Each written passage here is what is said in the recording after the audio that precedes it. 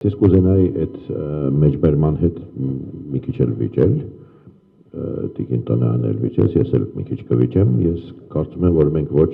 ոչ անհատակենտրոն, ոչ էլ շատ տգեղ բառը կոլեկտիվակենտրոն, համայնա, ես չեմ ուզում, որովհետև հետաքրքիր չի, ոչ էլ համայնակենտրոն հասարակություն ենք, մենք կլանային հասարակություն ենք ցավոք սրտի շատ դեպքերում, եթե մենք լինեինք անհատների հասարակություն, մենք կլինեինք նաև համայնակենտրոն, որովհետև վառ անհատականությունները գտնում են ճանապարհ դեպի այլ անհատականություն եւ հենց անհատականություններն են հերոսները, հենց անհատականություններն են պատասխանատվության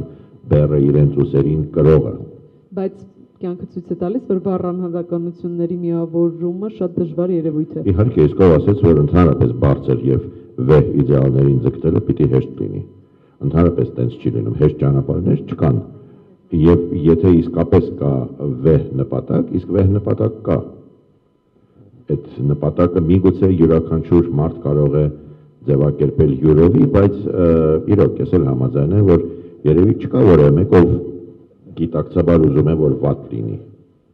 Կամ եթե կան, ապա շատ քիչ մարդիկ կան, հատուկ մասնագիտության,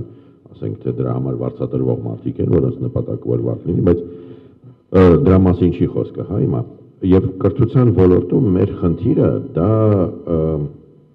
այդ կլանային մշակույթի հաղթահարումն է,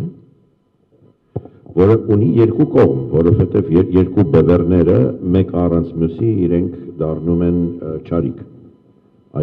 Անհատապաշտությունը եւ համայնապաշտությունը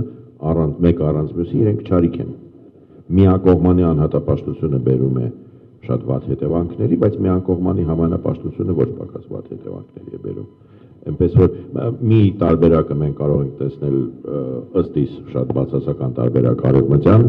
այսօրվա քաղաքակրթության դեպքում մյուս տարբերակը ես արդեն մյուս օրինակը բերեցի Հյուսիսային Կորեայի կամ տեսեք Չինաստանում ինչ է կատարվում, հա, երկիր, որին բոլորը նայում են նախանձով, որտեղ նայում են ինչպիսի տեխնոլոգիական աճ կա եւ այլն, բայց մի մոռացեք, որ դա մի երկիր է, որտեղ եթե դուք, չգիտեմ, սխալ տեղում փողոց եք անցել, ձեզ կարող է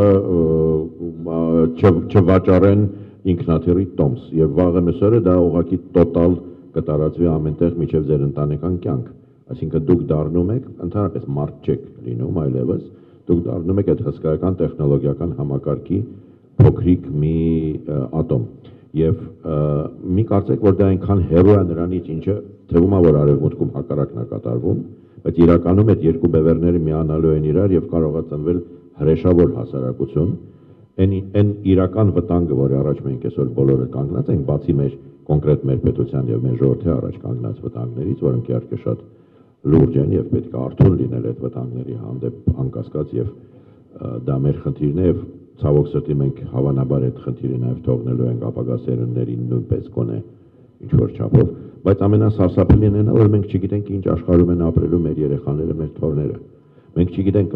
COVID-ը ինչ արեց, COVID-ը մեզ ցույց տվեց ուրա գնում մարդկությունը։ Մարդկությունը գնում է դեպի այդ սարսափած հասարակություն, որտեղ ամեն մեկը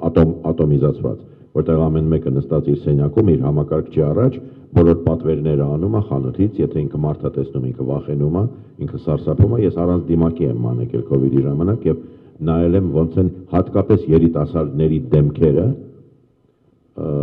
այլայլվում եւ ոնց է սարսափը ուղղակի նշмарով է, որ իրանք տեսնում են 20 մետրի վրա դիմակ չհակած մարդու։ Եվ դա սարսափելի է, երբ որ մենք հասկանում ենք ինչ աստիճանի մարդը ենթարկվում է նրան, ինչ իրան կթելադրի այս մեր բոլորի գրպանում հիմա նստած